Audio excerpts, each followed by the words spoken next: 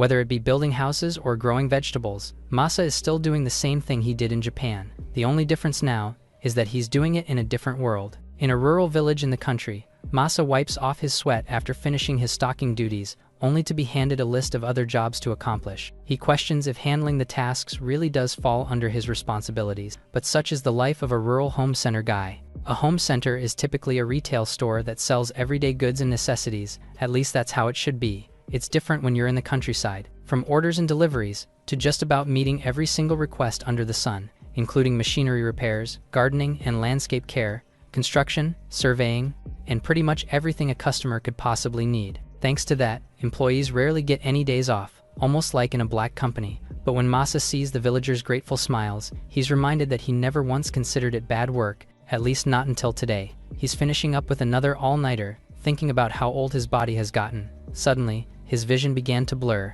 Everything turned white, and it felt completely out of the norm. Right when he was about to collapse, an off-force swallowed him up, and then he felt his body arrive at a different place. He had no idea where he was, as everything around him was white, and even his clothes had become so baggy, as if his body shrunk completely. Right as he screamed in confusion, a voice came out to congratulate him for his grand selection. A woman appears in the sky, gracefully descending to greet him. The goddess Mari says he's going to be reincarnated into a fantasy world, filled with magic and beasts. With his destiny sealed, she asks to bring him over to this world. Masa groaned as he opened his eyes. Instead of his usual alarm, the sound of a woman's voice woke him up, but to his confusion, he saw a couple of bunny ears. He jolted up, fully awake from surprise and unexpected encounter. With curiosity getting the best of him, he reached out and touched the ears, confirming that they're real, soft, and warm. The girl backed away, feeling infringed on by the contact. Apologizing, he then asks to know who the bunny-eared lady is, so she corrects him, saying she's actually a lapine with real ears. Despite his shock, he stood from the encounter with the rabbit folk. He wasn't in a dream like he expected, and was actually transported to the other world, Alstaicha, like the goddess said. It was a vast and green land. However, it was more problematic than enchanting. Starting from zero in a different world was too hardcore that he began panicking. May watched him mumbling to himself, and froze as he suddenly turned to stare at her. He then asks if she could take him to where she lives. Truth be told, he doesn't really have anywhere to go, so he needs a big favor. Unfortunately, he's a human, and the others would be mad if she brought him alone. According to their adults, humans are cruel beings, who don't like anyone that isn't human. Just like in mangas and games, his kind must indulge in slavery or the likes. Still, he asks the girl to talk to them for him. Their conversation is interrupted, as they feel something coming from behind. Approaching them with a sinister smile was a hobgoblin nearly steaming with power. It's so strong that it takes a whole group of adults to beat one. Since it's covered in scars,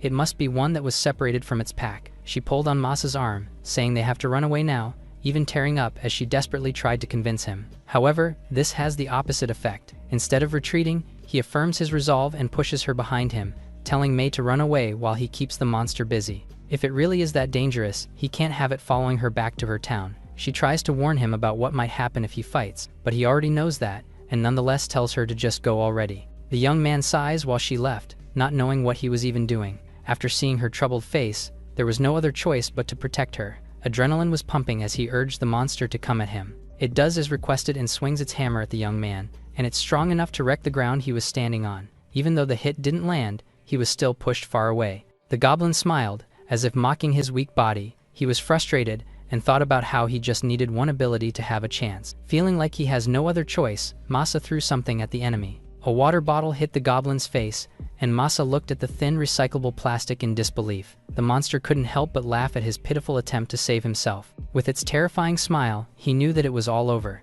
However, it suddenly slipped on the bottle as it was stepping forward. Before the young man could even make sense of it, the enemy's head hit a rock, knocking it out cold. He actually chuckles and acts like someone filing a police report on the street. A hand appeared out of a portal and smacked his face, asking what he was doing. She says she summoned him near a peaceful human village, so why was he so far out? Now, he's being mauled by goblins and already playing with death on his first day. To his surprise, he sees Mari angrily looking down at him, questioning why he wasn't using all the strong skills she gave him. The day before the reincarnation, the two were talking about moving to another world. Because of a god losing a bet with her, he's been assigned to a world she manages. Confirming his identity, she one-sidedly goes on about his new age, job, and skills when he butts in to bring up his own concerns. He still doesn't believe it's true, but it unfortunately is, and he has no option of refusing. The shock of reality hits him. As an all-knowing goddess, she understands that doing this blindly must be nerve-wracking. To ease his mind, she's prepared her personal blessings and offers him 3 skill-granting vouchers. This is something he's familiar with, and comparable to abilities in the games he likes playing. While she was starting to push through with the process, a hand appeared out of a portal and firmly grabbed her shoulder. Hesty gave a chilling smile, telling the Mari to give him 8 vouchers. Her skin crawled as the elder goddess said that she must have misspoken for some reason. With this, the troublemaker daughter is borrowed for a moment, since they have something to discuss. Normally, the ones who made the bet should be the ones apologizing, but Hesty was going to do it herself. Her husband, Zeus, and their child caused trouble, which she's sorry for. Masa recognizes their names as the ones from Greek mythology. When enforcing divine contracts, they can only help the chosen soul by granting blessings. They can bestow things like local language, but once they descend, gods can no longer intervene. What's more, the daughter was only going to give 3 tickets instead of 8, intending to take some for herself. He scowls at her in anger, but Mari acts like a child who can't hear her faults. Moving on, they summon a skill slot machine. They'll be using this divine tool, since they can't give him anything specifically. There's a rule that doing 10 pulls grants 1 extra spin. Hesty gets a great idea and grants him 2 more tickets from Zeus and Mari as an apology. The daughter has no power to object, so she just emphasizes how much of a blessing it is to receive 11 skills. Brushing it off, he excitedly starts the 11 skill pull series. The first thing he gets is a level 3 appraisal. What comes next is a level 4 stonecraft. It all seems common, but the goddesses confirm that his luck is great, so a few nice ones should appear. However, he continues to get a bunch of plain abilities like dismantling, mining, and leathercraft. As the pulls went on, he gets a fairly high-level dimensional storage box, blacksmithing, alchemy, healing magic, and deforestation.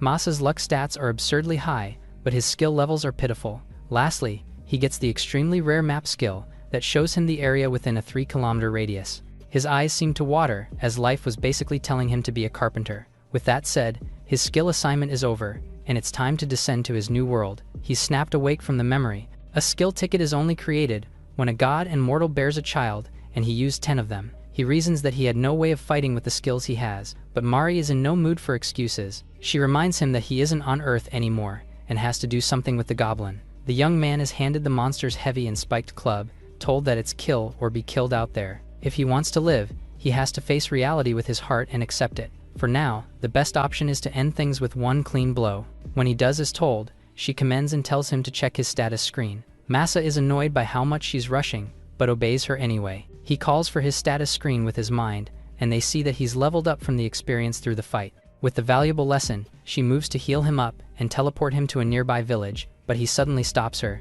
saying he met a girl just a few moments ago. She's surprised, not expecting there to be a human so far out in the woods, so he explains that the girl is actually part of a rabbit folk tribe. As Mari urgently insists that he has to help her return to her village safely, a hand grabbed her. She turned back in frustration, demanding to know who it is, and is met with Hesty's chilling glare, telling the goddess to stop interfering with humans. The young one is dragged back into the portal, and Masa is encouraged to live as he pleases in a brand new world. Right when they disappeared, a familiar voice called to him. It was May, returning with a bunch of adults who were armed to help him out. He smiles at the girl, crying as she embraces him, saying he made it through in one piece. Her kin then thanks him sincerely for putting himself in danger to protect a stranger. They get back to work and ask about the goblin, so the human just points to the spot where its body lay. Everyone stared in shock, unable to believe that he beat it on his own. As usual, he sheepishly laughs it off, saying he was lucky enough that it got into an accident. The situation was ridiculous, but the more pressing matter for him is where he was going to stay. Fortunately,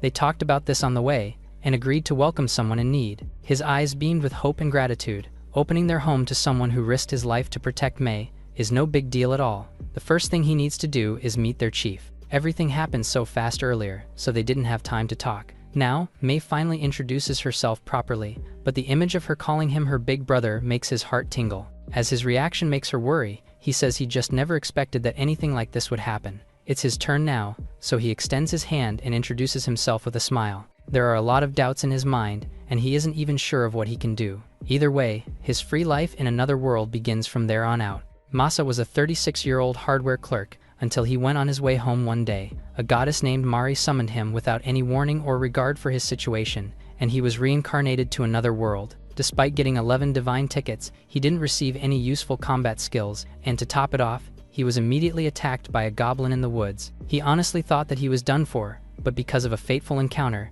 he was brought to the rabbit folk village. From the entrance alone, he sees a fairly wide and bare settlement, but that didn't make it any less mesmerizing to the otherworlder. People stared as he walked through the village as a human. There are only a handful of residents, but they all help each other to get by. As such, May would be so happy if he thinks of everyone there as part of his family. He's grateful, but couldn't help but notice that the defensive fence was just a bunch of logs tied together. Considering the houses as well, the civilization felt like it was in the Stone Age. Told that it's been just 2 years since they set things up, Masa thinks about how tough they must be having it. They reach a larger-looking hut, which is where he'll be greeting the village chief. He's led inside and sees Toro arranging a bunch of arrows on the ground. Fortunately, the head greets him with warmth, already having heard of him. He doubted his own ears when he first heard the news about the human that day. The chief looked pretty young despite his position. Masa bows and thanks them for being so accommodating to him. If they hadn't taken him in, he'd probably be eaten out in the woods. On the contrary, Toro says they're more grateful that he risked his life to protect May. With that said, he formally welcomes the young man into their village. It might feel too fast, but for the time being, he'll have to stay at the child's house. Her father died at a young age, so she and her mother are looking for an extra pair of hands. While he doesn't personally mind, he worries about it being uncomfortable for someone her age, but she says he's more than welcome to be part of their home. Again, he's extremely grateful for their hospitality. Since the sun is already setting, he can focus on settling in, and they can talk about village matters tomorrow without worrying about things. They're being so kind to him, and he wonders if there's anything he can do as an outsider to repay them. Right as Masa was walking out of the chief's hut, he remembers his old life as a hardware store clerk. Thinking about all the experiences in his previous life, the divine skills granted by the goddesses, and the current state of the settlement, something important clicks in his mind. It felt unfortunate at first, but he realized that there was something he could do for everyone. He loudly and urgently calls to the chief, repeatedly saying that he found the perfect thing he can offer. With that said, he still needs their permission. He asks the chief if they'd allow him to make improvements to the village. It was a bold and daring proposition, especially from an outsider who just got there. He emphasizes how he can step in to improve the houses and general living conditions. Toro puts his excited feelings on hold for the time being. While he's certain that the human isn't speaking on a whim, he sternly reminds him to be mindful of the situation. People would naturally get nervous if a guest who just arrived suddenly wants to remodel their homes. This is true, and he understands that trust takes time to build. However, he's already noticed the problem and can't just let it be. Without safety, none of it matters, and everyone will just keep getting hurt all the time. Given their situation, they can't afford to delay preparations due to fear of an outsider. Masa was as nosy in his old life, but he's someone who can't sit still without giving it his all. As such, he fervently wishes to do what he can to help the village that took him in. Even if he messes up, he promises to fix things one way or another. Such is the conviction he developed while working at a hardware store in the countryside. Respecting his passion and determination, Toro asks about the first thing he wants to tackle. After all, it's obvious in his eyes just how serious and sincere he is. The chief also agrees that the village needs improvement and that they've also talked about it. Thanking him for the trust, Masa says he'd like to start with what stands out the most. It was easier said than done, but nonetheless, he gets to work by first checking his skill list again. What he'll be capable of will be someone dependent on the abilities he received. There are some he's never seen, likely developed innately. Since there are so many, he decides to test everything out one by one. With bright eyes, he appraises a hatchet and sees a detailed description of the tool. Amazed by the quality, he makes sure to be careful not to break what he borrowed. The skills seem to work without any prior experience needed. Scrolling through the list, he looks for other things that might be useful. Masa sees a wood-cutting skill that doesn't need a tool among his abilities. He walked up to a tree, skeptical but eager to try it out. Merely putting his hand out, he feels something happen, but doubts his eyes as he doesn't see anything change. To his surprise, the tree falls to one side, cut completely clean from its base. Aside from it nearly falling on him, the skill consumed a sixth of his mana. That's the cost of using a level 1 skill, but there doesn't seem to be any issues. For the time being, farming and blacksmithing are unneeded, so he sets his eyes on a processing type of abilities. Among his list is masonry, which looks useful for his current task. Like before, he doesn't need any tools to make it work, so he goes ahead and takes a stone from the ground, intending to turn it into a cube. It changes shape in the blink of an eye. The surface is rough, and it took a tenth of his mana, so it might be affected by the size. Next up, he'll dry the wood he just cut down, with the perfect skill for just that purpose. Since the level is the same with masonry, he can compare the efficiency of the two. He wants to use the tree trunk as a major material later on, but he still has to remove the moisture. It'd normally take years without any tools, or months with costly equipment. However, it looks like the skill will allow him to do it in an instant. Giving it a try, he holds his hand out just like earlier. The sun was about to set, and May was in the woods fetching Masa for dinner. To her surprise, she sees him on the ground, passed out with a log on top of him. He was clearly in worse shape than when he fought the hobgoblin. This must be the mana depletion people talk about, and he must have overexerted himself. That said, there was almost no distortion in his work, and he managed to turn the wood into usable lumber. While he's ashamed of passing out, it was time for dinner. They head back to May's house, and he meets the child's mother for the first time. She introduces herself as Lulu, and asks that he be comfortable in their home. As usual, the child goes on and on about how he saved her from a hobgoblin. It was time for the welcome party, so everyone took a seat. Their home might not be lavish, but it'll keep out wind and rain enough to be called his home. Again, their kindness knows no bounds. Thanks to the hospitality of the rabbit folk, it seems like he'll be able to manage in this new world. From there on out, he'll be sure to do his best and start living life to the fullest. He has no idea how much he'll be able to repay the debt he has to them, but he'll do everything he can, with all the might in his body. Tomorrow, he'll be starting with the village's home improvement plan. It was finally time to improve the village, so Masa gathered a bunch of important people at the entrance, where everything was going to start. The first order of business is reinforcing the fences defending their home. After the chief told everyone about him helping out, people have been buzzing with excitement. They ask why he's choosing to start with the fences of all places. No matter what project, safety comes first, and a wooden wall won't keep monsters out. From the base up to a set height, Masa is thinking of making it out of stone. There's a lot of material from a nearby cliff, and it'll surely be much sturdier from the front. One worries that they don't have the manpower to haul that much rock to the gates, but he says it'll be a fine, even if they need to surround the entire village. After all, he and May already hauled and brought everything necessary this morning. He releases tons of stones and boulders from his dimensional storage box skill. With that, bringing things over won't be a problem for them at all, but people are still shocked that he even has that skill in his arsenal. Misunderstandings and rumors start to brew from this alone. From the start, it already did feel like one of the rarer skills that he rolled in the slots, so he decides to keep it under wraps. Moving on, they now have to help each other stack the stones on top of each other. A couple of villagers got to work, but are immediately stopped by the project leader. If they just pile things up, the wall will collapse with barely any force applied to it. There's a proper way of doing it, and he'll clearly give everyone an example. Masa handles an entire portion on his own and shows everyone. The main difference is the size and order of the stones they used, as it generally affects integrity. It's okay from the front, but the depth is what actually matters when considering strength. They'll want to focus on maximizing the surface area touching each other. By increasing this, they can get a tighter fit that's harder to damage or move around. Just changing the way they're stacked makes a huge difference in the quality of the wall. He also has a trick for when their settlement grows. When building the outer layer of stones, they can use backfill, which is something even castle walls use. The inside is lined with large stones and filled with smaller ones that'll help the rainwater pass easily, allowing the sturdy fence weather rains without much trouble. That's more advanced stuff, and they can just focus on the simpler things for now. Ready to give it their best shot, he takes the lead and encourages everyone to follow his steps. Masa is acting all high and mighty now, but laughs as his bosses always used to scold him. Just then, someone else called to him, asking for a moment to talk. It's the women of the village, who were told that he could make cooking and boiling much easier. He heard that they usually cook and prepare the meals for the entire village, and that they do so over open flames, which is why he wants to build a stove. They sharply, almost threateningly, ask if that'll come after the fence work, and he realizes that this wasn't a request, but a demand from the people commanding the kitchen. On any kind of site, he knew that making them mad would be dangerous. As such, he obediently promises to build the stoves alongside the fence, allowing him to barely avoid a huge conflict and please them instead. Later on, Masa meets with the women in the plaza. He will be handling the stonework for the stoves himself, but still needs their cooperation. They're eager to do anything they can, and ask if he needs anything aside from stone. To start things out, he asks them to gather other materials they'll be using, mainly clay, grass, and sand. He'll pack them in the gaps between the stone, leading to a stronger structure. The grass and sand will be mixed together with the clay, acting as binders and preventing it from becoming too brittle. May is assigned to lead the task, so she goes ahead to help everyone out. Meanwhile, Masa doubles down and tells everyone to let him know if they need anything else. Since he asked,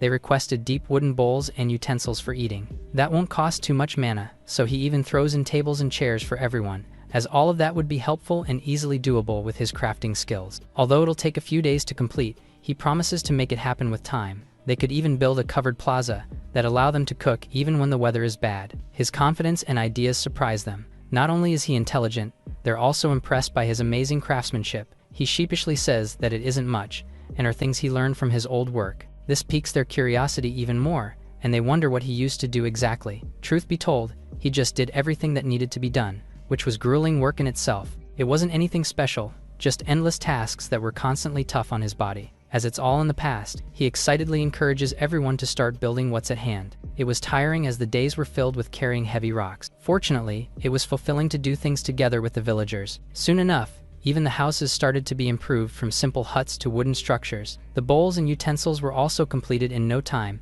and he even began teaching them cultivation techniques. At one point, they took interest in the chopsticks that Masa was using on his own. It was always hot and tiring to work, but progress was constantly being made, and the rabbit folk village soon looked nothing like it did before he arrived. Standing amid all this was Toro, who couldn't believe how much his beloved home changed. He couldn't help but smile. After a few days, they all breathed a sigh of triumph, as the solid stone barricade now stood tall to protect their home. Every one of them cheered with a mixture of pride and surprise that they built it themselves. Right as they were celebrating, a sharp voice called, telling them to stop and come quickly, as dinner was ready. The covered plaza was bustling as the entire village ate dinner together. It was much more comfortable now, especially with the new stove burning hot. Masa is glad that they liked it. While it's a shame that the forks aren't being used much, it's nice that they like the chopsticks. Just then, the chief spots him mingling with the others. Toro thanks him for all the work he's done, but the human insists that they all helped make it happen. Words aren't enough to express their gratitude, but sincerity is all they can offer him at this point. May ran to hug him tight, joyful that the village is once again thriving because of him. He couldn't be happier. The sight of his happy face played in the Hall of the Gods, where the two goddesses watched things work out well, even without Mari's interference. She argues that she wasn't wrong at all, and that he's just lucky with how it ended up. The young man has 11 skills, so it's only natural for her to worry, but he went ahead and got even more skills all on his own. Simply speaking, he's an anomaly among humans, and both of them noticed from the start. Most people are born with a couple of gifts, but he's different. Hesti praises her husband for choosing such an interesting human to summon. The world's civilization and culture barely developed for 10 whole years. Masa has been there for just a while, but he was already serving as the key and catalyst to change all that. The young man really was something else. They can now live comfortably, safely, although he insists that this is still just the beginning. At one point, they might even build brick houses and call themselves a proper town. He doesn't want to bring it up, but the most important thing to him are the toilets, as doing it outside is getting old. Since they're in a fantasy world anyway, he gets an idea and says he has something to ask everyone. He wonders if there are any slimes in the nearby areas. There's a colony by the cliff, but they're dangerous creatures that dissolve everything. Masa smiled as these are the exact conditions he was hoping to get. The village eventually has to discuss sanitation and hygiene. If they're going to get serious, they'll need materials, at least for a dirt floor. To do that, they'll need some gravel, slaked lime, and murky water, so he asks everyone if there's an ocean near the village. It suddenly grows completely cold and silent. He has no idea why the energy shifted. May confirms that the sea is nearby, and that they actually came running from that direction, which is where they used to live. May reveals that they escaped from the ocean. The rabbit man adds that they were driven out by the humans and starts to cry. Feeling their anguish, Masa can't help but feel disgusted by the turn of events. They were persecuted by humans, and yet the rabbit folk accepted him in their home wholeheartedly. To break the tension, he asks if he made the wood table awkward. He adds that if they want to make the settlement better, they need the materials that can only be obtained by the coast. Still, the place where they came from must mean the world to them. Sadly, he can't just drag them back there, so he is thinking of going alone to the sea. However, the next morning, he is surprised that May tagged along secretly. He tells her that she can't go with him since the journey might pose a danger to her. He adds that he only beat the hobgoblin because the beast tripped himself. It will be tricky if a horde of goblins were to attack them and they need to fight. She at least needs to duel with the beasts. The older rabbit chimes in and agrees that joining the expedition will be dangerous for her since she doesn't have enough experience on the battlefield. Upon seeing the village's chief, Masa feels grateful that he came to see him off. The old man gives him an armor to help him protect himself during his journey. He requests that if Masa ever sees surviving demi-humans in their old village, tell them that they are safe and thriving in their new land. Masa agrees to his request and assures him to pass his message. Silently, he also thinks of investigating the situation of the remaining beast folk in the area. With this, he also entrusts May, Lulu, and others to the chief. He looks at the rabbit girl with fondness in his eyes. The young rabbit cries as he bids goodbye and tells her to behave and be a good girl while he is away. After making all the necessary preparations, he leaves the settlement. On the 4th day of his journey, he starts running and feels the rush of the wind and scenery just flying by. He doesn't feel the tiredness in his body and has been mapping his destination using his map skill. At some point, he sees the ocean while the sun is setting. Along the way, he runs into various monsters that he manages to slay easily. As he goes on with his journey, a group of men whose carriage stumbled over asks for help. He agrees to help them, but little does he know that the men were bandits ready to attack him. He fights all of them and in the end, defeats the bandits. Compared to the hobgoblin he ran into earlier, the group were nothing but a joke and he knocked all of them with the club he had picked. He was about to strike the bandit again and remembered the words of the goddess that evil humans should be taught a lesson. Despite this, he uses his healing magic and heals the wounds he inflicted. He couldn't quite bring himself to leave them with worse injuries. In exchange of letting them live, he gets their loot and the weapon he wanted the most. It was a win-win deal. While he was continuing his journey, the map suddenly reacted, and it led him to the seaside town he was looking for. He wonders if this was the town where May and the others lived in. With this, he readies his things before heading to the village. From a distance, he can see the watchtower from the distance being completely abandoned. As he walks further, it looks like the place was attacked and ransacked. Getting closer to the village, he is shocked to see a group of goblins in the middle of a raid. They all shift their attention to him and lunge at him. He drops his bag and retrieves his sword from his vault. He studies them closely and figures that they were hobgoblins too, but the weaker ones. He then draws his sword and swings it against the goblins. He easily strikes the enemies with the sword he got from the bandits. With this, he can finally use his only combat skill, which is the swordsmanship level 1. No magic, this is the technique he developed by himself and not from the system. Back in school, he discovered that he has talent in kendo and so now, he can easily use its basics to fight. He showcases his prowess in kendo and strikes the goblins. Seeing them fall one by one, he is confident that he can finish them all using the sword he got. Then, out of nowhere, a boar with a goblin riding it is rushing in his direction. Masa is fighting with the boss of the pack. The beast rushes towards him, and he braces himself for the impact. He gets sent flying on the ground, but gets back up immediately. The beast rushes towards him again. Running out of breath, he must find a way to deal with the goblin controlling the boar. Additionally, it is hard for him to reach the goblin with his sword while it is mounted on the boar, and getting close to his target means getting blown away by the insane charge speed of the boar. It feels like he is in a traffic accident. Just then, Masa realizes something. The boar is like a speeding car which will have a hard time braking when in momentum. With this realization, he activates his storage space and retrieves a large log and uses it to prevent the boss from attacking him again. The impact of the lumber causes the goblin to get thrown from the boar. This gives Masa a chance to finish the job and impale his sword into the beast's chest. He grabs his sword and pushes himself to wrap the fight up. He then rushes towards the remaining goblins who all try to escape from him to seek reinforcement. He panics, thinking it will be harder for him to deal with them when this happens. Just then, a barrage of arrows shoots in the direction of the running goblins. The knights of Greatest Kingdom arrive offering him help. One of the knights demands to know his identity, but since he is still reeling from the fight,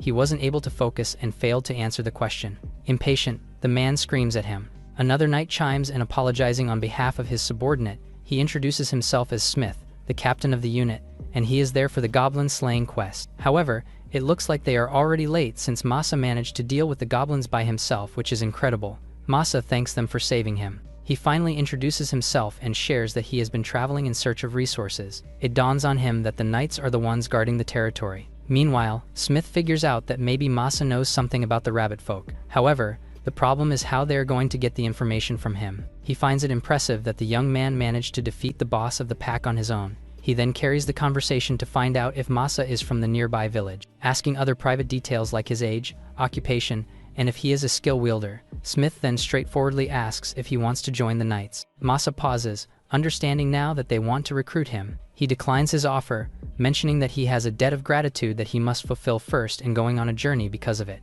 Impressed, Smith taps him aggressively on his back, commending him for his noble goal, unlike those knights who only care about money, women, and fame. The young man then asks where the old folks of the place go. The knight answers that they are taking refuge at the nearby village because of the goblin attack. Since the problem is solved, they can now call them back. Before calling them back, Masa suggests to dispose of the goblin corpses first and asks if the man would be willing to help him. Smith seems clueless, so he explains that if they leave the carcasses in an open field, it might attract other beasts. Aside from this, if they rot, they can cause disease, so that's why they should dig a hole, burn the corpses, and bury them. The knights start to help and gather the corpses. It makes Masa think that the level of the civilization on the town side is not very high, because they let the corpses of beasts rot in the open field. He leads the way and finds the perfect area to bury the corpses. He then spots a hidden space behind and checks it, surprised by what he saw. Meanwhile, Hesty is shocked by the progress of Masa and asks Mari to rewind the scenes from the start.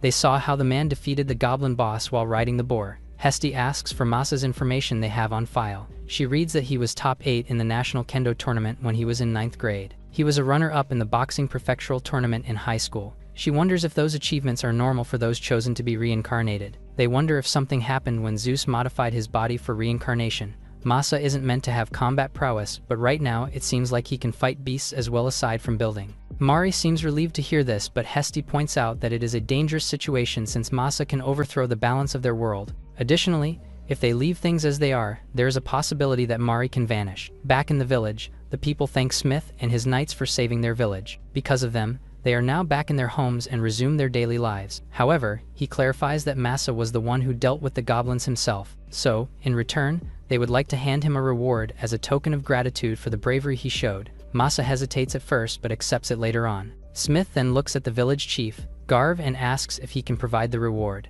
Garv looks conflicted since their village is poor, so any payment beyond the nightly service where they are currently exempt from will be hard for them to provide. Masa has another thing in mind aside from money. He clarifies that he is much more interested to receive wooden crates or water jars. Smith is shocked that is all he wants. The young man confirms, saying that he needs them to transport seawater and shellfish. Smith remembers that he came to the village to look for materials and asks if he is still completing them. Masa confirms again and reiterates that he needs materials for earthen walls. Smith looks at the chief and points out that what Masa is asking for sounds like a bargain for saving their whole village from the goblins. However, Garv pauses for a bit. He states that he can provide wooden crates, but water jars are a necessity for those who are living by the sea. Masa can see that the chief just doesn't want to give him the right reward he deserves. He chimes in and tells him that his village doesn't have to worry about water and storing them since they have a well near the fields. Garv is surprised that he knows about the hidden well. Masa admits that he found the source of water by chance in the clearing at the end of the narrow path. Because of this,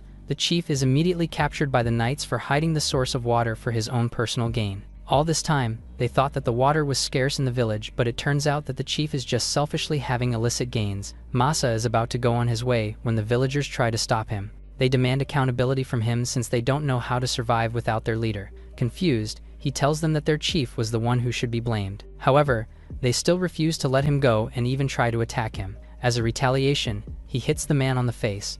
The others try to strike him down as well, but he overpowers everyone who tries to hurt him. Later, Smith sees the result of the brawl. Masa lightly tells him that villagers suddenly attacked, so he needed to take action. They were easier than goblins. Smith points out that he went overboard in an already chaotic situation. He then shifts his attention to the chief, asking if he is behind the attack. It looks like he planned to kill Masa and then silence the knights as well. With this, he holds the chief accountable for the attack on Masa. According to the law, he will be sent to slavery. Hearing this, the chief begs for mercy. Being a slave is as good as being handed over a death sentence, and he can't accept it. Masa smiles after seeing his reaction. He tells everyone that he is willing to forget what happened, and this will make the sentence effectively lighter. They would still serve time, but this would not make their lives a living hell. The chief asks what he needs to do to be forgiven. Masa replies that he needs to answer his questions. First, 2 years ago, didn't the land they are dwelling on belong to the rabbit folk? He then bravely asks what they did to the rabbit folk to drive them away from their home. The chief grits his teeth in anger and tells Smith to put the young man in his place. However, the knight doesn't side with him and instead asks if he is guilty of it. Just then, a knight named Eldo places himself before the chief, shielding him from Masa. The man is surprised by the knight's move, who then asks why he is so invested to dig an issue that was already from 2 years ago. Masa then reveals that he owes the rabbit folk a great deal. Looking at them, Masa can tell that Eldo and Garv are hiding something, and he is determined to dig it up. Seeing how resolute Masa is about learning what happened to the rabbit folk, Eldo decides to tell the truth. The man looks strong anyway and seems like the type who would force the truth out of him sooner or later. 5 years ago, when the new king had just ascended the throne, he sought to expand the kingdom. Because of this ambition, the surrounding villages and settlements were conquered. One of those villages belonged to the rabbit folk. Eldo and Garv were tasked with conquering it. They succeeded, forcing the rabbit folk to flee their homeland, which was then absorbed into the kingdom. As a reward, Eldo was promoted to knight, and Garv was appointed village chief. In the end, it was the kingdom's greed that swallowed the rabbit folk's land. They further revealed that rabbit folk captured during the war were taken as prisoners and enslaved. Worse still, they were subjected to humiliation and forced to live with their heads hung low in shame. Enraged, Masa demands that they release the demi-humans. Smith tries to pacify him, urging him to calm down. He understands Masa's frustration but explains that the slaves are now considered property and cannot be released so easily. Using that logic, Masa asks if beating them and enslaving them himself would make them his property as well. Smith points out that his reasoning is flawed. Masa spits back that it was that same absurd logic which allowed them to enslave demi-humans in the first place. Smith explains that the situation is beyond their authority and that slavery is permitted by the kingdom's law. Boiling with rage, Masa screams, asking if it is truly acceptable to enslave such kind people. He forbids them from speaking of equality and law when they are nothing more than murderers. After venting his anger, Masa apologizes for being overwhelmed by his emotions. He gives them time to think about what they plan to do moving forward. As he walks away, a portal suddenly opens and a hand reaches out, slapping him hard across the face. Shocked, he sees the goddess, who immediately pulls him into the portal. She laments that she brought him into this world to help develop the country, yet now he is picking fights with its leaders. She fears that his actions could put both of them in danger. Masa rebuts that he was dragged into this world without his consent, which cost him the chance to ever see the woman he loved again. The goddess is affected by his words but still tells him that his behavior was unacceptable. Masa backs down, admitting that he could not possibly fight an entire country alone. However, Mari's expression tells a different story. He tells her to reveal her secret, as she is clearly hiding something. She tries to walk away, but he grabs her hand, still demanding answers. She yanks her hand free, then finally gives in. With a worried expression, she tells him that he can wage war against a country if he truly wants to. Masa is confused by her claim of how strong he is. Mari explains that during his reincarnation, she adjusted his body to handle magic. This was a result of sending him to another world. Because of this, his mana efficiency has drastically improved. His current mana recovery rivals that of a great spirit, and if used irresponsibly, it could lead to disaster. Masa remains unconvinced, saying that he does not feel anything unusual within his body. The goddess replies that while he may not sense it, his mana is overwhelming. To be specific, even when he runs, his stamina barely depletes. His mana is also far easier to manipulate, and his physical strength exceeds what his stats suggest. Hearing this, Masa realizes that all these examples have already happened to him before. He assumed it was normal after reincarnating, but now he understands that it was abnormal. The goddess agrees and adds that while his level is still low, his power will skyrocket as his magic level increases over time. Masa finally understands and comments that she went overboard with modifying his body. She apologizes with a regretful expression, then vanishes without another word, leaving Masa behind in confusion. The next morning, Masa meets Smith, who informs him that the demi-humans from the village will be released. However, they cannot liberate demi-humans from other settlements, since Smith lacks authority outside his jurisdiction. Masa then asks about the status of demi-humans in other areas. Smith reveals that there are records of demi-humans kept in the city. With this information, Masa plans to head to the city and ask the authorities about the whereabouts of the other demi-humans. Noticing Smith's strange expression, Masa asks if something is wrong. Smith denies it, saying he is simply glad to be of help. Masa warns that if negotiations fail, he will resolve the matter by force. Smith urgently asks him not to do that, explaining that he arranged the meeting to avoid conflict. A carriage soon arrives to take them to the city. As Masa approaches it, he asks what kind of city they are heading to. Smith replies that they are going to the City of Knights, Portalum. As they draw closer, Masa cannot help but marvel at how developed the city is. Smith agrees, adding that while it may not rival the fortress city, its defenses are second to none. He can't help but compare the City of Knights to the fishing village, which lacks basic knowledge and hygiene. The City of Knights also reeks of beast corpses. It seems like this is the standard for their world, and this extremely bothers him. In another thought, this might be a sign that freeing the beasts will be possible. Meanwhile, the knights see him laughing weirdly alone, which seems alarming. They are now heading to the council, and since they are meeting the leader of the city for the negotiation, he will have to verify his identity at the gate. Smith requests that he have his guild card ready so the guards could check. Masa suddenly looks nervous. When they arrived at Portalim's Adventurers Guild, Smith scolded him for not having a guild card. He compares the young man to a slacker since he was supposed to get the card when he turned 12. More than embarrassment, Masa is just glad that his secret as a reincarnated soul isn't revealed because of his lack of guild card. The receptionist of the guild welcomes him and instructs him to put his hands over the magic tool in front of him. He is amazed by how it will automatically generate the guild card. The receptionist explains that guild cards are a technology bestowed by the gods. She reminds him that fraud or forgery will be punished. She also adds that personal information can be kept private, but his name, registered guild, and criminal record cannot be hidden. Furthermore, the information is only used for identity verification and cannot be accessed by others unless the holder is deceased. Masa is quite shocked that their privacy protection is top-notch,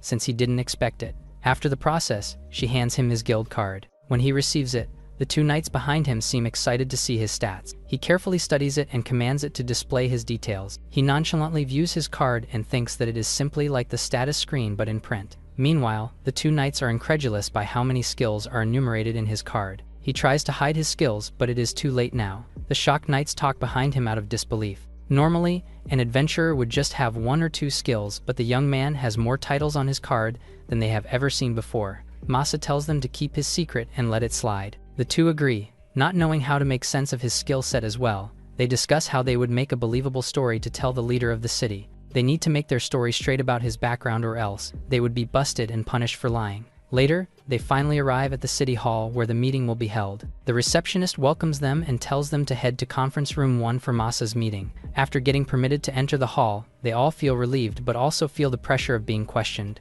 As they walk towards the meeting room, Smith explains that Masa will be meeting the representative of the city, which is the Grand Master of the Knights. Normally, this kind of meeting would be impossible, but the leader finds Masa interesting, so he agreed. They finally arrive at the room and are granted entry. Masa then meets the ruler, Lance. He can immediately feel that his presence is on a whole different level from the other knights. From this, he can say that this negotiation isn't going to be easy. He walks forward to the leader and thanks him for granting him an audience. However, Lance tells him to cut the small talk since he has been briefed about his agenda of wanting to free the demi-humans. Straightforwardly, Lance tells him that with this kind of request, he must have something valuable to trade. Judging by his demeanor, he doesn't plan on using money to talk. He is curious what Masa has in store to offer him. Masa quietly observes the ruler in front of him, who seems so calm and quite difficult to read. Without dirty tactics up his sleeve, Masa decides to show his hand since this will be the biggest deal since the city was founded. Calmly and in all seriousness, Masa states that his offer to the city is his vast knowledge. Lance is in disbelief by his vague offer and demands him to elaborate for everyone to understand.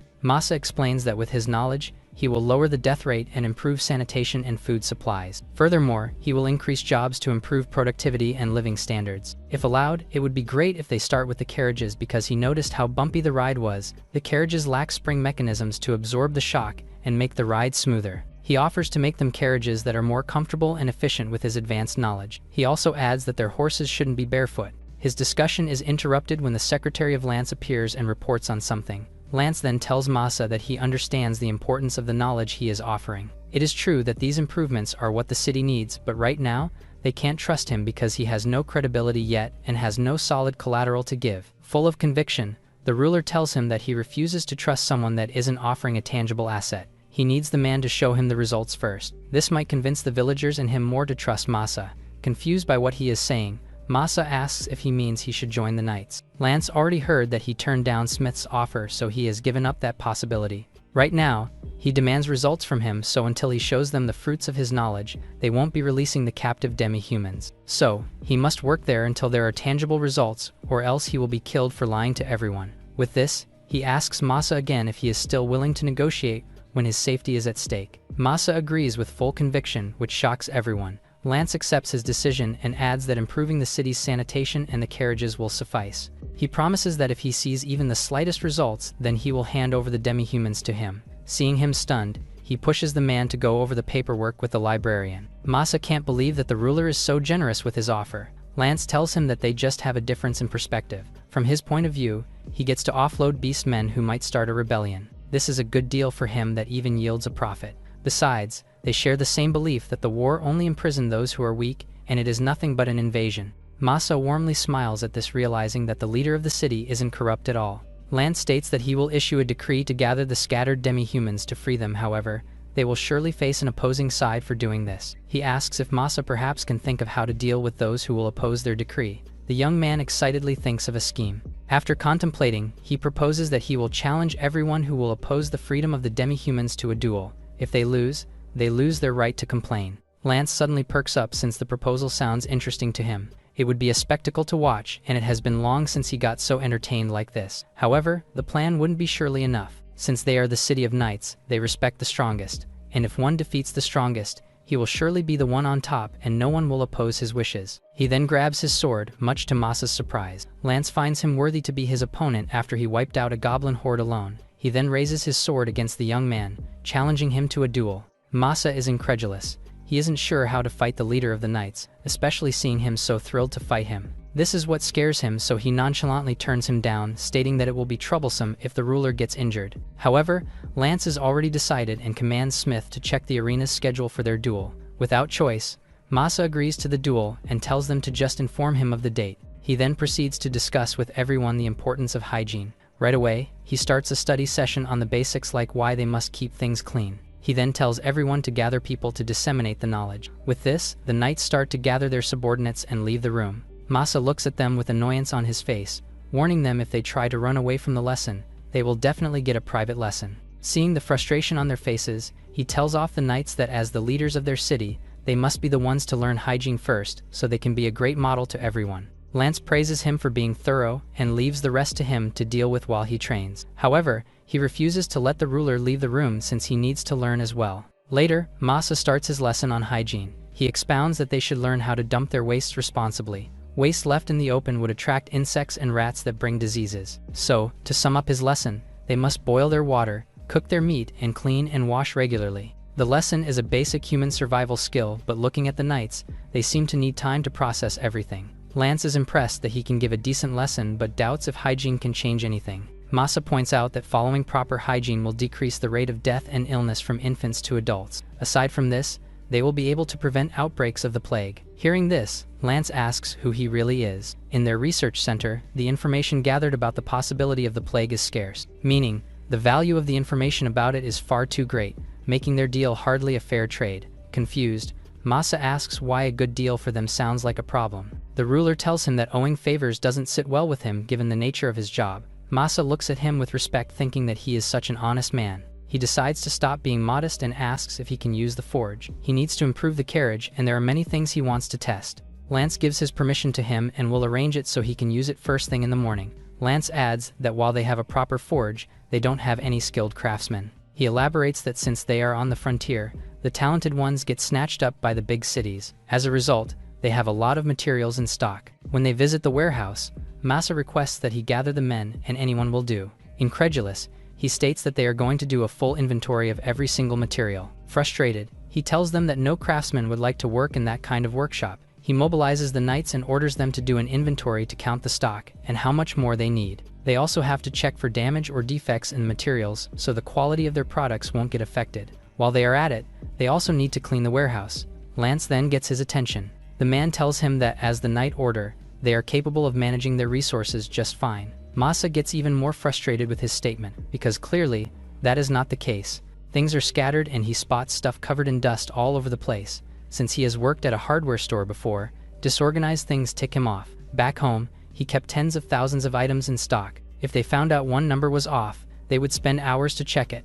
Agitated, he commands the ruler to clean the back storage until spotless. Suddenly intimidated, Lance immediately agrees. Masa is now in his most serious mode and is about to show off his perfect skill in inventory control. Later, he takes charge, leading the knights to get the workshop back in order. He leads them to put things in order, get them clean, and make sure that the inventory is spotless. They spend all night finishing the task. The next morning, he is impressed by how improved and progressed the job is. He then looks at the inventory and is overwhelmed by the amount of fantasy materials on the list like black steel, vermilion ore, and mithril. He comments that there is way too much stock inside the warehouse, which is a waste for the city's finances. Unfortunately, shipments of the ore are still going even though it wasn't being used. The secretary admits that it is because of the long-term procurement deal, and so they can't stop the shipment. The contracts were already signed before they came to the city and will last for another year. Given the situation, Masa suggests that they use the ores first and process them into something usable and valuable. He has heard of tons of ores he has never even heard before, and if they play around with different ratios,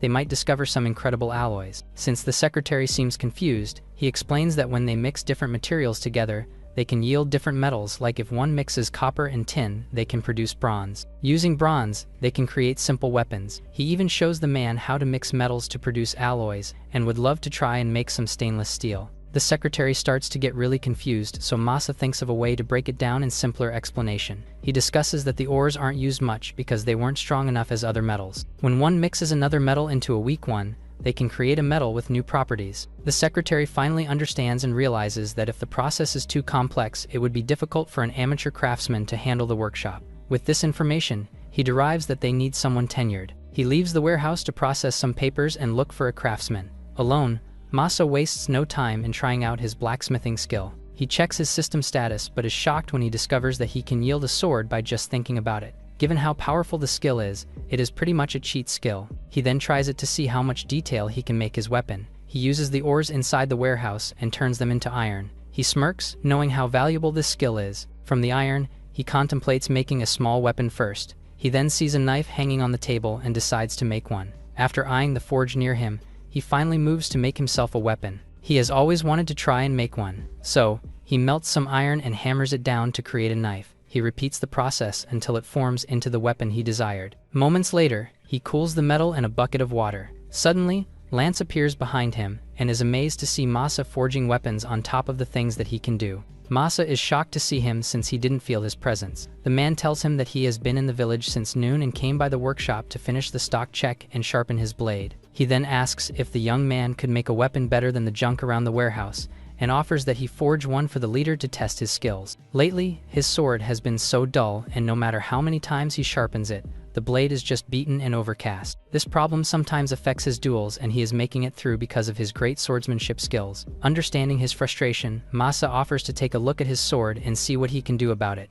Additionally, he asks what the materials on his work desk are. Masa states that those are different kinds of components that, if they are combined, will create things that could help people in the town. The device he is working on could come in handy for lifting heavy things. Lance looks confused and has no idea how to use the device Masa is working on. Although it wasn't included in their contract, Masa wants to test and try it out. He states that he will finish and unveil the device the next day, so Lance must come and give his opinion about it. The man agrees, saying that he is curious about it anyway. With this, Masa gets back to working on his device and asks the leader to leave so he can concentrate. Lance starts to exit the workshop but looks back again. He can see that the man is so fired up and thrilled. It reminds him of the first time he took up the sword. He waves him goodbye and tells him not to overdo himself. As the night falls, Masa finally finishes the device he is working on. He went a little overboard, but doesn't mind this since he loves seeing people happy and feeling useful. Tomorrow, he will show everyone in the town the hard work he has put into realization. In addition to this, he also has to teach the folks how to use the device he has made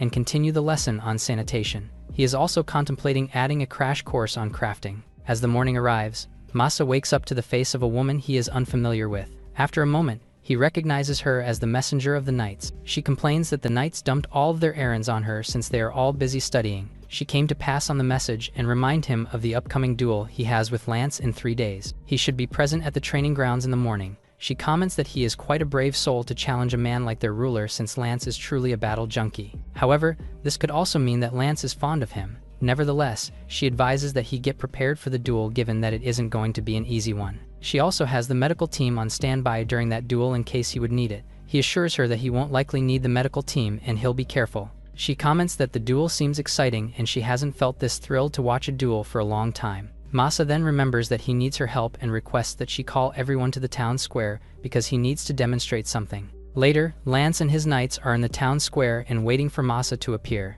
Just then, Masa exits from the well and is glad that Lance is already there. The ruler then notices that the device he was working on the night before is already installed near the well. With a cheerful voice, he requests everyone to gather closely. He mentions that he will be demonstrating drawing water from the well with the new device.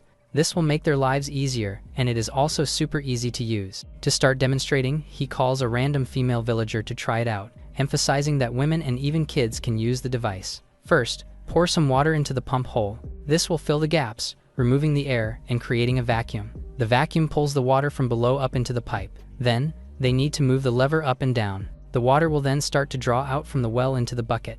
The villagers are all in awe and liken the process to some sort of magic. Contented with the result, Masa discusses that the tool is called a pump. Since the pioneer pump is successful, he plans to install them in the main town as well to make use of them. Next, he also plans to improve the carriage since it is really medieval the last time he used it, and this will affect the trade. Masa inspects the bottom part of the carriage and sees that it is just a box with a metal axle running through the base and wheels attached. To improve the carriage, the passenger area needs to be separated from the wheels. A frame must be added on top, and the seating section should be suspended from it. After that, springs will be installed at the front and back. Seeing his confused expression, Masa explains that he only knows the basics and will need to test the vibration mechanism to see if it works. He starts by building the base. Using his advanced knowledge, he creates a blueprint, smooths the wood, and attaches the parts together until the body of the carriage finally takes shape. Once the first prototype is completed, he asks the leader to ride the carriage since he has already run out of mana. They attach it to a horse, and another knight drives it for testing. As the carriage moves, Lance finds it impressive since it barely shakes compared to his old one. The ride is not perfectly smooth, but it is comfortable and far better than before. Masa explains that he added a shock absorber suspension, something no carriage in their city currently has. With this design, the left and right wheels are linked by a single axle through springs. He also mentions that he can experiment with independent suspension, where each wheel moves and operates on its own. There are several types he could test in the future. On top of that, he plans to make the passenger section large enough to carry around 9 to 10 people. Lance is thrilled to hear this, as traveling during expeditions will become much easier. Masa agrees, noting that they need to consistently introduce new technology to make breakthroughs in their everyday lives and make things easier to manage. Hearing about the improved carriage, other knights volunteer to try it and see how comfortable it is. While the others are busy testing it, Masa calls Lance into the workshop to show him the other tools he has made. He promises to teach the craftsman how to repair them. Sensing that Masa wants to discuss something else, Lance urges him to speak openly. Masa comments that the commander is sharp and admits that they need fairness in their negotiations. Lance agrees and asks what Masa desires in return for helping the village so much, especially since many of the improvements were not included in their contract.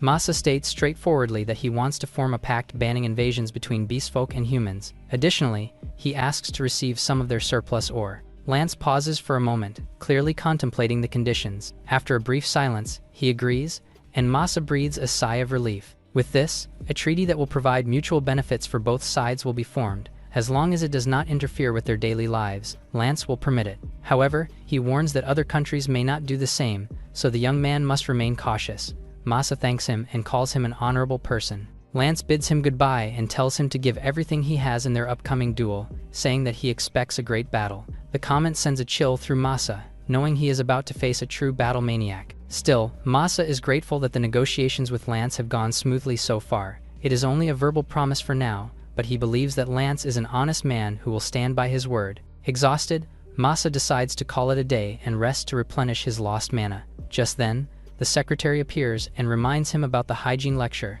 noting that everyone is waiting. More knights soon arrive, seeking his guidance on the new inventions he introduced to the village. After attending to everyone's needs, Masa is finally able to rest after the exhausting day. Spent, he lies down on his bed and realizes how tiring it is to teach people who do not even know the basics. He remembers his days working at a home improvement center, where instructors patiently taught him until he became certified. He suddenly wonders how everyone back home is doing. Masa opens his window and reminisces about the person he misses the most. However, she no longer shares the same sky or the same moon with him. If only he could tell her directly how he feels, and that he has given up on love if it is not with her. Mari appears, feeling guilty about his longing. She listens as he laments about wanting to give up on love and wishing he could have said goodbye. He tries to downplay his feelings, likening his experience to a poem about love that he once read years ago. It is tragic, but he is slowly learning to accept it. Curious, Mari asks what kind of person the woman was. Masa describes her as petite and adorably sweet. He confesses that for him,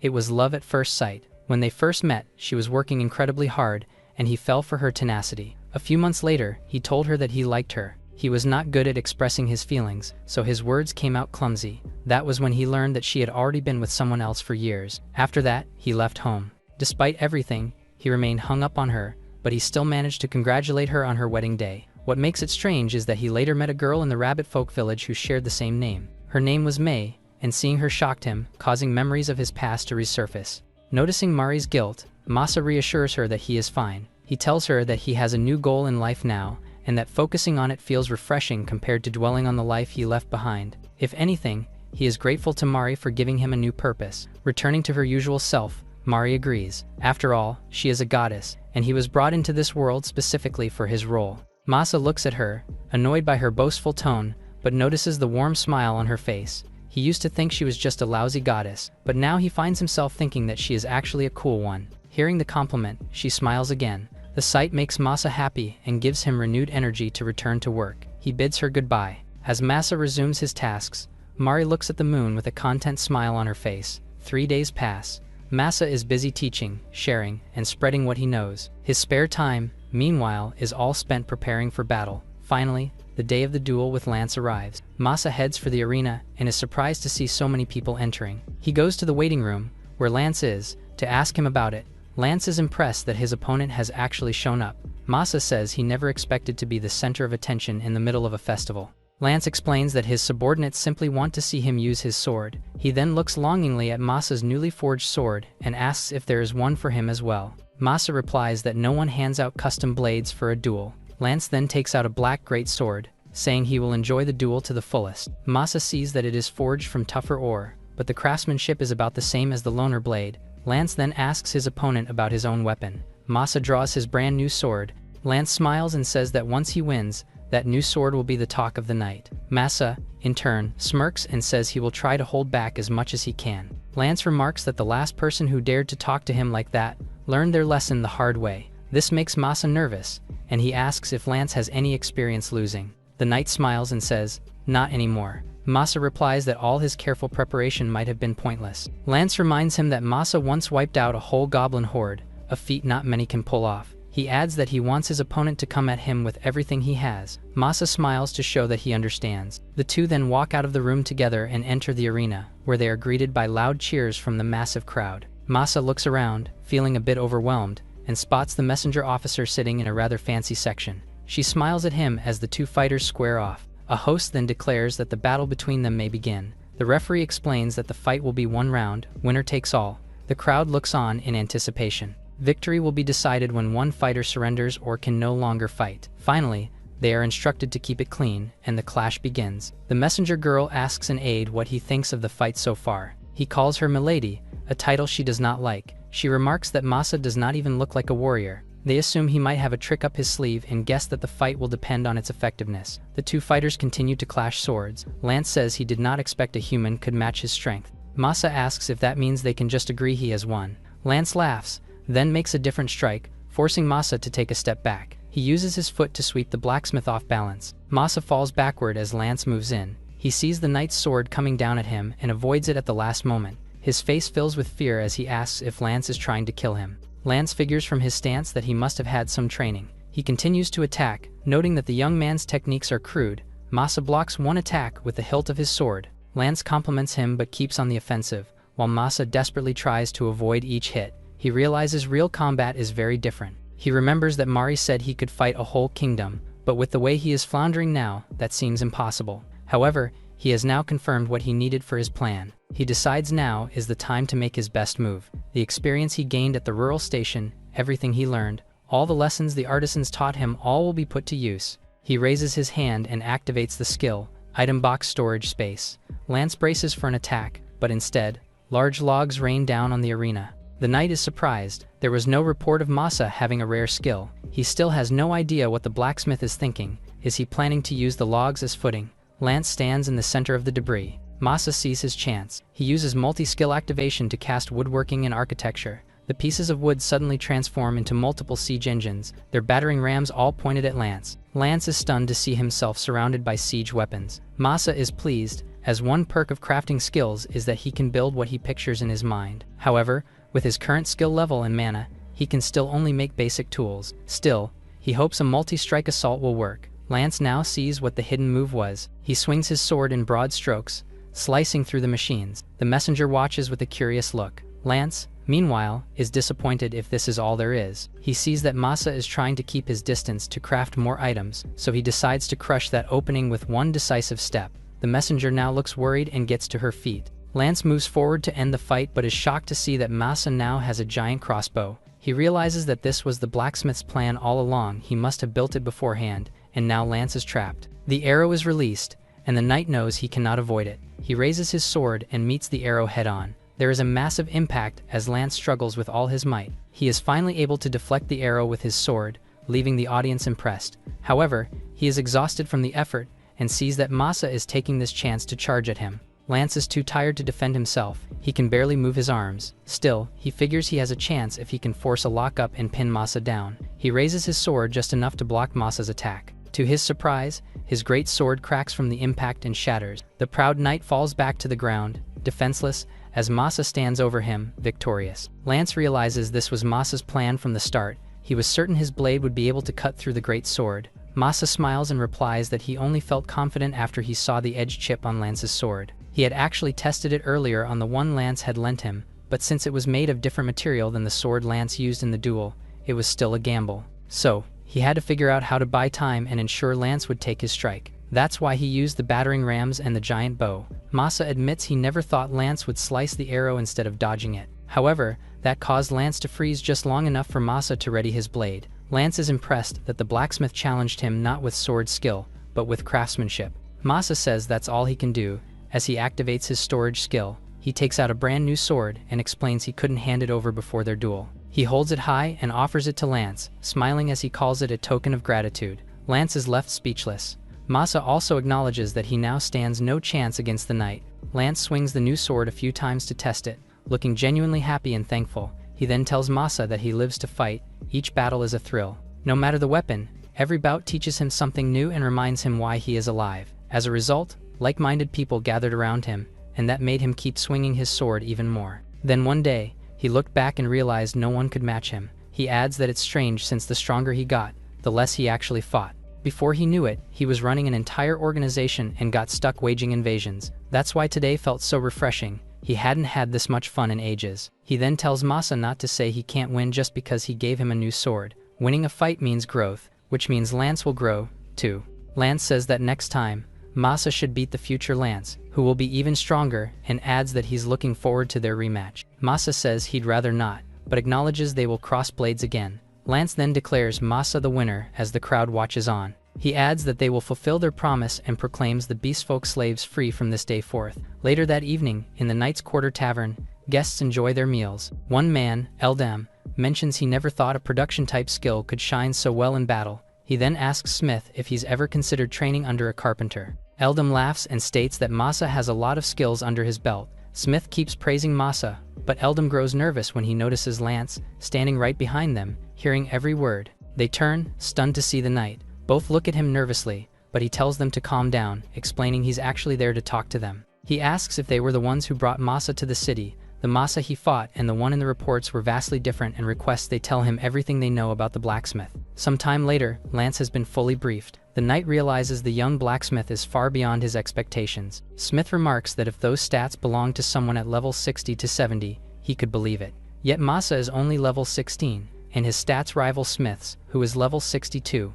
Lance now understands why they didn't share this information earlier. Smith suggests they should recruit such a talented individual into the Knights. Lance counters that in Masa's case, it would be more interesting to let him roam free. He adds that, though they promised a rematch, it would be a shame to sever their ties here. Lance starts to give an order, but before he can finish, the messenger arrives. She says he just wants a reason to keep tabs on Masa.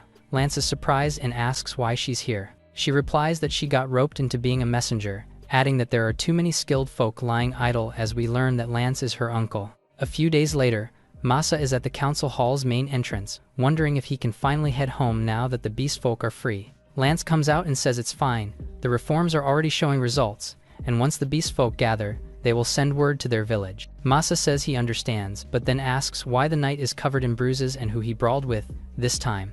Lance replies that he couldn't exactly fight back. Someone kicks the knight from behind and states that it was she who threw the first punch. Masa is surprised to see that it is the messenger. Lance explains she is his niece, Adel, who is as fiery as they come. Adel says she is happy to meet him and will do everything to be useful since she is tagging along today. Masa is confused, as he had no idea she would be joining. Lance explains that Adel wants to see more of the world, and he is worried since it is dangerous for a woman to travel alone. Masa thinks that once the beast folk return, they will need more hands to expand the village, but a remote village is no place for a city girl to live. Adel insists she will manage just fine, walking closer to him and saying it actually sounds like fun. Masa laughs and sees that Lance's blood definitely runs in her veins. He agrees that if she will lend a hand, it won't be a problem, but warns her uncle to be prepared since it could be years before they return. This catches the knight by surprise as he asks what Masa means, and Masa explains they will be developing the settlement into a proper town to make it safe for the beastskin. Lance looks hesitant, but Adel is determined and tells him not to stop her. The tired knight relents and asks Masa to protect her, which makes Adel yell at him for being overprotective. Lance's face then softens as he bids them goodbye, and Masa promises that once things settle down, or if the situation becomes too hard, he will be back, waving to the knights as he and Adel set off. Masa reflects on how his journey turned out to be longer than expected, but he was able to resolve the issues and even secure plenty of resources. He and Adel travel through numerous locations, camping out at night and enjoying the scenery as they go. eventually reaching their destination. Masa is pleased that, on top of everything, he now has a powerful ally at his side. He greets the rabbit folk and spends the next few moments bringing them up to date, knowing they will also have to figure out what comes next. For now though, he is glad to be back and just wants to enjoy the reunion. Mari watches it all while sipping tea, smiling happily as the screen shows that the world development bonus has been granted. Masa discusses with the chief the possibility of setting aside their grudges with the humans for the future. The chief worries that now that Masa's technology is fueling human advancement, they might become even more dangerous. Masa assures him there is no need to worry, as he has already spoken with their commander. He suggests they focus on expanding the settlement, now that many of their beastfolk kin are free, and he stands up to declare his vision. He wants to build a beastfolk city. The next morning, May and Adel wake Masa in his tent. The two girls complain that he is still not ready, especially since he was the one who said he had a big announcement to give. They head out first but urge Masa not to be late to the announcement spot. Masa is still groggy and first checks his status screen to review the skills he can use for city building. He is surprised to see a new message. He presses it and discovers that Mari's sister, Era, has written to him. He has been rewarded with more skills due to his contributions to their world, and she hopes he can make their world an even better place for future generations. With the discovery of Era, Masa now realizes there is a whole pantheon of gods. He is glad to know there is a god who seems more responsible than Mari, a sentiment the goddess resents. He concludes that if he keeps accomplishing things, he will receive even more skill upgrades, so he takes his time reviewing all his new skills. Adel and May come back to yell at him for not trying to get up faster. Later, Masa goes to the gathering spot and tells the beastfolk he wants to discuss the future of their settlement. He explains that now that other beastfolk are free from the humans, their population will triple, and they will need to improve their food situation, protective walls, and other amenities. He announces that he plans to build a town near theirs. The rabbit people question whether they can build a town on their own and ask what kind of town he envisions. Masa answers that he will make sure they can do it, and that he wants a town where beastfolk can live safe, happy, and free. His declaration makes everyone smile, and all the people instantly agree to help him. Masa can see they trust him without question and feels guilty. He shares with them, in a serious tone, that he can no longer hide who he is if they continue to trust him so completely. He reveals that he came from another world and was brought into theirs by a god. The people fall silent, making Masa think his story is hard to believe, but then, many begin asking questions about what kind of world he came from and what kind of god he met. Adel admits his story checks out, given how different he seems in culture and knowledge. Masa asks everyone how they can believe him so quickly, and they tell him it is easy to believe when gods are involved. Masa realizes that a story like his is easily accepted in a world where gods are commonplace. The chief also tells him their trust will never waver, as he stood up and protected them. This makes Masa glad to see he is loved, though now the people won't stop hounding him for more details about his world, much to his annoyance. Masa quiets the eager crowd by promising to share all about his world over dinner, then turns everyone's attention to the work ahead. He explains they must begin clearing fields and expanding their tents, and he assigns each person a task. Adel and May watch him expectantly, waiting for their own roles, and grow visibly annoyed when he hesitates. Finally, he asks them to produce slaked lime, calling it the secret weapon of construction and a job he can trust to no one else, a responsibility that satisfies even Adel's pride. Masa shows them the kiln and cooking tools they'll need, instructing them to place seashells inside, add firewood beneath, and light the fire. He points to a bellows box beside the kiln, explaining that pumping it pushes air through a pipe and blasts oxygen into the furnace, raising the heat to 1,000 degrees. When the girls look puzzled, he clarifies that water boiling with bubbles means 100 degrees, and clay glowing red hot means about 1,000. He urges them to use this knowledge of heat responsibly and with safety in mind, reminding them that technology can bring happiness or misery, so they must always think before they act. He asks them to be careful with the techniques they learn from him, whether they succeed or not. May asks if it's okay to fail, and Masa pats both girls on the head, as he reassures them that failure is part of learning and that they must also learn the right way to use technology. Adel and May's faces glow with the trust he's placed in them. Masa announces they should start heating the furnace and guides them through the initial steps before leaving to clear the land for the new town. At the site, he builds a blocked, flat flooring area, exhausting himself and working up a sweat. He estimates it will take 6 hours for his mana to recover and realizes that, at this rate, leveling all the land for the town will take days. The thought of such exhausting repetition horrifies him, and he begins searching for another solution. His eyes land on the nearby cliff, and he remembers the time he spent with May and the rabbit folk below it, which gives him an idea. A smile spreads across his face as he runs toward the cliff's edge, and below, he sees the slimes in view. Masa brings a slime to the village, announcing that he plans to keep it there much to everyone's concern. The chief questions his reasoning, pointing out that slimes are monsters. Masa explains that he wants to use it to process sewage and food waste while also studying its nature. He mentions having seen documents in Portalum stating that some monsters can coexist with humans, and he believes they can be used as resources, much like wood or stone. Privately, Masa does not voice his idea of building toilets using the slime. The chief is impressed by the concept of utilizing monsters as a resource. Masa elaborates that he wants to observe how much the slime can consume and establish safe handling methods, and he shares his additional plan to raise giant lizards to address their food situation. After considering the proposal, the chief agrees to let Masa keep the slime in the village, delighting him. Over the following days, Masa studies the slime and discovers it cannot climb higher than its own body height. He experiments by feeding it grass and wood, observing that it slowly absorbs and dissolves them. After several days of the same diet, he notices that while it continues to eat and digest the materials, it seems to grow tired of them. Based on these results, he concludes that the slime should have no problem digesting food waste. One day, a rabbit folk alerts Masa that the slime is not moving. Worried, Masa rushes to his pet and picks it up, finding it shriveled and stiff. He realizes it has become too dry and needs water. After placing it in a pond, the little creature revives. Later, rabbit folk bring more slimes for large-scale breeding experiments. From all his observations, Masa forms a hypothesis. Slimes are the world's self-cleaning mechanism, based on his finding that they decompose only impurities in dirty water. Through his slime pet, Masa feels the joy of discovery. One day, May asks if she can keep a slime as a pet. Masa hesitates, struggling to explain that slimes, while useful, are still potentially dangerous monsters. Reluctantly, he tells her she cannot keep one. Later, Masa informs the chief that he must leave the village again, having calculated that they will soon run out of timber and other materials. The chief agrees to let him go and even offers additional help if needed. Masa tells the chief that he has asked the gathering team to collect tree saplings and seeds because they need to plant them, explaining that while trees take years to grow, they can be cut down in an instant, so they must prepare for the future by giving something back to the forest and the mountains to maintain a rich environment, since they are the ones using its wood.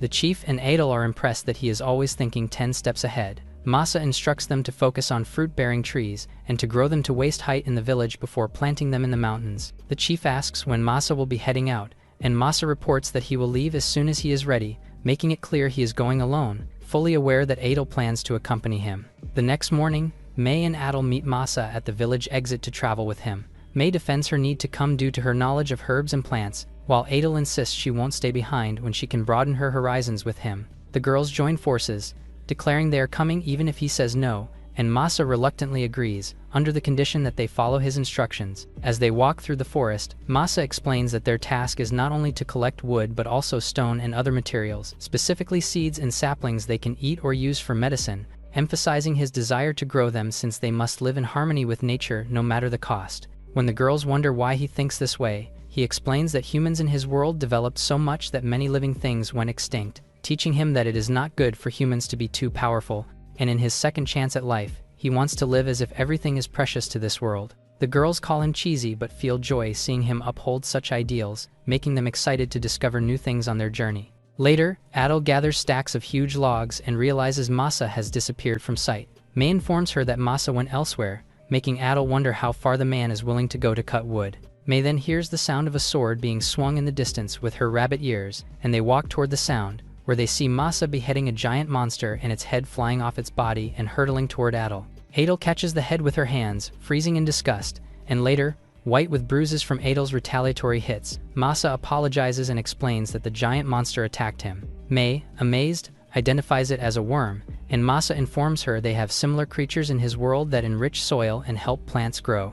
Noticing no nearby holes to suggest digging, Masa is puzzled, but Adel explains that the worm uses earth magic to travel underground without leaving holes behind, intriguing Masa with the idea of magic using worms. May adds that she has heard worms can be used to make high-end bows, with their elastic and strong tendons serving as bowstrings and armor material. Masa asks if this means people might come to the forest hunting worms, but Adel doubts it, since very few can take one down, both girls staring at Masa as if he's unusual, while May cheerfully remarks it's not surprising for her big brother to defeat a giant monster. Masa considers how to use the worm for materials and whether hunting might become routine, prompting May to share that rabbit folk hunt monsters like giant lizards and eat birds called holo, volunteering to listen for the bird with her ears. Instead, she hears the sound of a vicious beast and is so terrified she breaks down screaming. They ask what's wrong, but she continues crying, and Masa recalls how scared she was when they first met, realizing she's even more frightened now. Mei grabs him, begging him not to go looking for the monster, and through tears warns he will die if he fights it. Masa assures her he won't fight it but says he still needs to look at the beast to know what they're dealing with. Mei makes him promise to come right back, and after agreeing, she points him in the direction of the sound. Masa runs toward it and hides behind a tree to avoid being seen by the monster, where he spots a four-armed bear eating a giant purple horse, a sight that rattles even the mighty Masa. Masa hides in fear, watching the bear continue to eat its prey before it finally leaves, leaving him relieved. He reflects that he has never seen a monster like it before. Examining the corpse of the horse, he notes it is just as abnormally huge, with 6 legs, and appraises it as an assault savanna horse, a mutant species that evolved from a horse that accumulated an abnormal amount of magic power, making him wonder where it got such a source. He then considers what he might learn about the bear, but suddenly a drop of water falls on his nose, and a second later it begins to rain. Realizing he and the girls must return to the village to warn the chief about the bear, they hurry back. There, the chief tells Masa they have encountered the demon bear, explaining it, like the giant horse, has mutated due to mana and is spotted every few years, its strength and attitude akin to a natural disaster. The chief expresses relief that luck was on their side, as the bear likely sensed the coming rain. Adel voices fear that the bear might return, but the chief reassures her, noting it is already the rainy season, when the demon bear becomes less active, and paints a picture of the lowlands flooding and grasslands turning into a vast lake. Inspired, Masa asks if the watery environment means sea creatures will migrate to the area, and the chief confirms that aquatic creatures become active. Masa stands up to leave, making the chief think he intends to find and fight the bear, but Masa exclaims he is already sick of repetitive food and wants to collect sea creatures while the opportunity is hot. Rushing outside in a hurry, he sees the forest fields now filled with water puddles and gets excited. As he walks around, he almost trips, looking down at the puddle and suspecting something must have tried to pull him in. Suddenly, a giant green crab rises from the water and tries to grab Masa with its claw, but Masa effortlessly seizes the claw and lifts the creature up. He pulls a rope from his spatial storage and ties the crab so it can't move. Using his appraisal ability, he identifies it as a blue crab that turns bright emerald green when wet. Masa feels lucky to be in a place where he can find aquatic creatures so easily and grows excited at how many more he might discover. He proceeds to catch a variety of creatures from green, moss, crayfish, and poison toads to a stealth python, and, after gathering what he can, drools at the thought of the village finally having something new to eat. Mari suddenly appears behind him, startling the man. Masa asks what she's doing out on a rainy day, and she reveals she can't get wet thanks to her divine barrier. She explains she appeared out of curiosity about why he was suddenly hunting aquatic creatures, and Masa realizes the goddess has never eaten seafood before. Proudly, he tells her these are ingredients he couldn't ignore, and a curious Mari asks if they're really delicious. Seeing her intrigue, Masa grabs her hand to take her somewhere they can share a snack. He builds a temporary hut to give them shelter from the rain, then pulls the blue crab from his storage space, suggesting they try it. Mari is skeptical about eating it, so Masa asks her to sit while he prepares their snack. As the goddess watches him ready his cooking utensils, his hair wet from the rain, she grabs a towel and places it on his head, gently wiping it dry and asking him not to move so she can finish. Masa remarks he never knew she could be so kind, prompting Mari to slap him lightly with the towel, blushing as she tells him to stay still by the fire and warm up. She adds that he should consider it a reward for working so hard in the village and coastal city. They continue in a comfortable silence, both blushing and stealing glances at each other. Masa sets a dish of boiled crab on the table, and Mari admits it looks better than she expected, though Masa, still awkward about the towel whipping, can only manage a quiet, right. Mari tries to pull the shell from a leg, but it's too hard for her. Masa shows her the trick, pulling the limb horizontally so the meat slides out. After trying it herself, Mari takes a bite, and her face lights up at the delicious flavor. She praises the perfect balance of richness and sweetness. They share another awkward glance before returning to their meal. Once satisfied, Mari asks when she can take a crab home to her sister, Era. Masa remembers she's referring to the goddess who messaged him earlier. He offers her the leftover crab but warns it won't taste as good cold. Mari praises him again for his ability to make anything, saying she never tires of watching him cook, craft tools, and forge swords. Masa reminds her she was the one who gave him the skills, but she clarifies she's impressed by the knowledge and ideas that make his application of them special. He explains it's because he worked at a home center, where he had to be a jack of all trades, a rural home center on a massive lot, open from early morning until late night, opening especially early during planting season to accommodate farmers. He describes studying how to handle and prepare seedlings for flowers, trees, and vegetables, listing the variety of skills he needed, including explaining everything to customers and complains stressfully about having to do whatever the manager said, especially when understaffed. Mari sees from his panicked expression that he had a rough life, but she tells him it's still great that all those skills are coming in handy now. Masa regrets that they'll need to deal with the demon bear before they can continue building the town for the beast folk, admitting he came out looking for ingredients partly as an excuse to run away from his problems. Saddened, Mari stands and tells him she will never allow him to run away, adding that he has done so well for this world that she hates seeing him in a moment of weakness. He smiles and asks what she'll do if he tries to run, and she replies she'd never forgive him. Masa laughs at her attempt to look serious, embarrassing the goddess, then says he can't be a coward if a goddess says so, asking her to sit back and watch him take care of the demon bear. Masa returns to the village, where the rabbit folk report that the wall at the entrance is almost finished. Inspecting their work, he is pleased to see its stability and how it's beginning to resemble a formidable fortress, and he encourages them to keep up the good work. Surveying the preparations to protect them from the demon bear, Masa feels they are progressing well, though he wishes he had more time to level up. That night, while reviewing his skills, he is disappointed that most of his new ones are not battle-related. He tells May they need more firepower to face the demon bear, and she asks if he means fire magic, recalling that Foxkin are skilled in magic and wondering if any of those returning might be magic users. Masa considers asking Lance about finding a Foxkin to teach him, but Adel interjects that beastfolk with magical aptitude are rare. Reflecting, Masa realizes he hasn't seen anyone use magic since arriving in this world, and asks Adel how many people in the city can wield it. She can only think of one or two, growing angry at the thought that Mari misled him by describing a world where sword and magic clashed. Suddenly, Masa hears a sound and checks his status screen, discovering a new message. Adel and May are amazed, seeing a status screen for the first time, and Masa explains the goddess gave it to him, admitting he also thinks it's cool. He reads the message from Era, which explains that this world is still finding its footing in magic and science. While some monsters use magic as a natural trait, humans, beastmen, demons, and dwarves have yet to decipher its principles, and she looks forward to Masa's efforts to advance magic in the world. Intrigued by her expectation that he spread magic, Adel asks if he can even use it, and he casually replies that he can only use healing magic, a statement that leaves both girls staring at him in amazement. Masa wonders if the goddess means for him to teach magic, worrying he doesn't understand its principles enough to qualify, but then realizes what he must do: build a facility for learning. He declares that he needs to open a school. Masa tells May and Adel that a school in his world is a knowledge-learning facility. Adel imagines that his world must be filled with knowledge and technology far beyond theirs. Masa pulls out a cell phone from his storage space and proudly shows it to the girls as an example of his world's technology. The girls can't comprehend how the tiny box is supposed to be the pride of his world. Masa turns the cell phone on and is surprised to see that it is still active. He wonders if this means time stops in his storage space. He tells the girls that his device lets them talk to people from faraway lands. He continues to say that it can take photos, record videos, and let them listen to tens of thousands of songs. He tells them more, overwhelming the girls. He shows them how it works by taking a photo of the girls together. He plays music, plays video games, and uses the calculator to show them how to count numbers with it. The next thing Masa knows, it is already nighttime,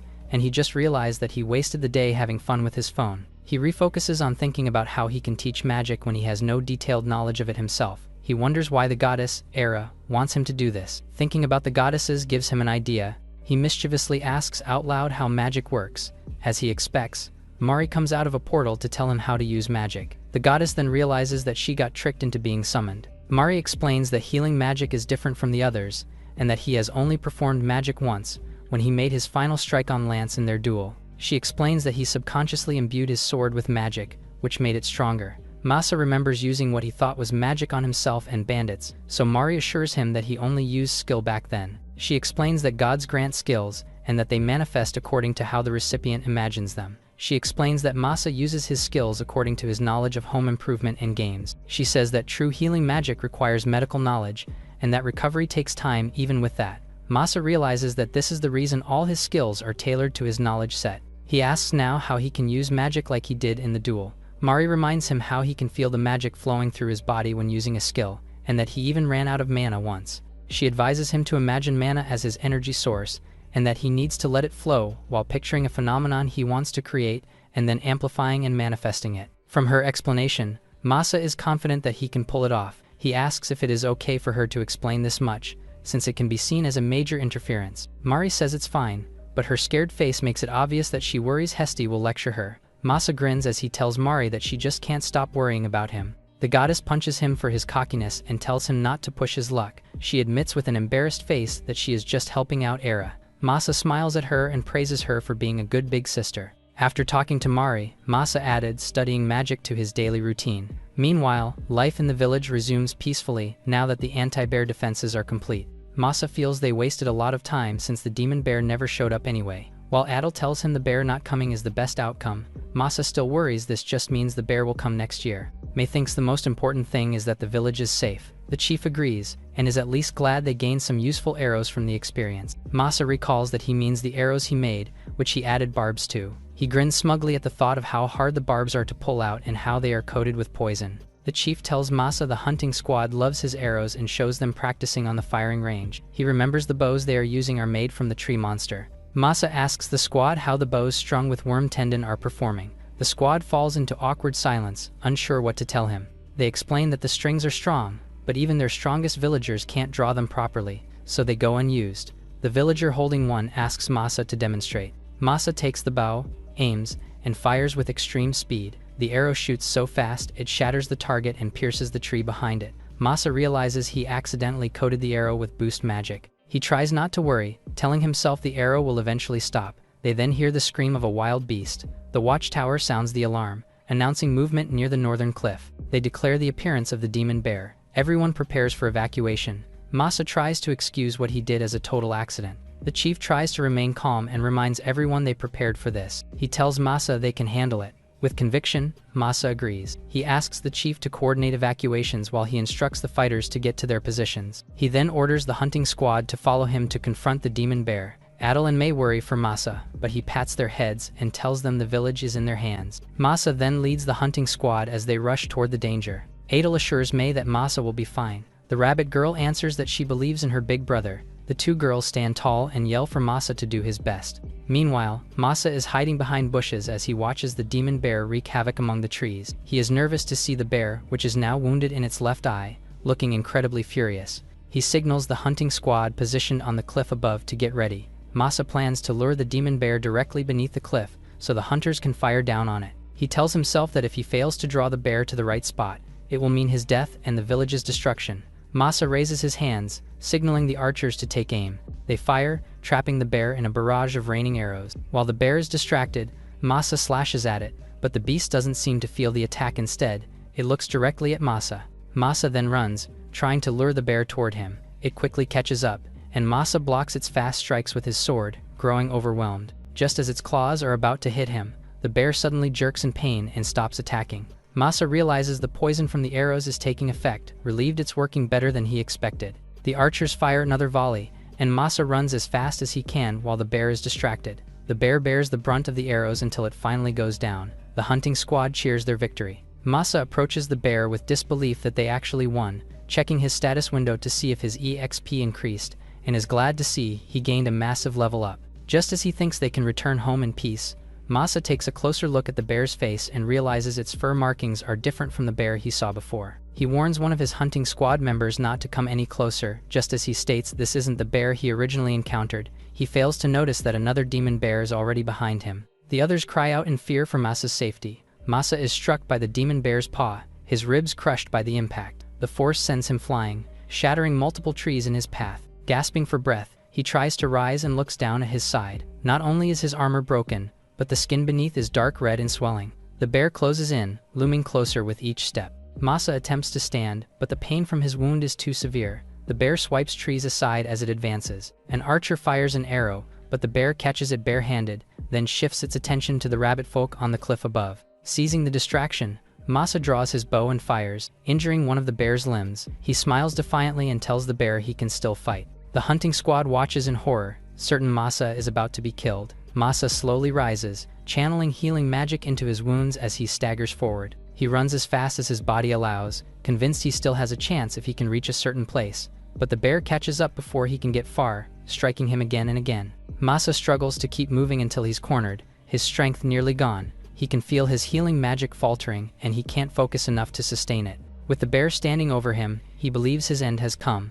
Masa regrets dying just when he's found people he wants to protect. He closes his eyes, accepting his fate. Then his eyes snap open. The bear is being struck by a melee weapon wielded by Adel. each blow carrying enormous destructive power. The girl shouts at the beast, declaring she won't hold back against something that tried to kill the man who broadened her horizon.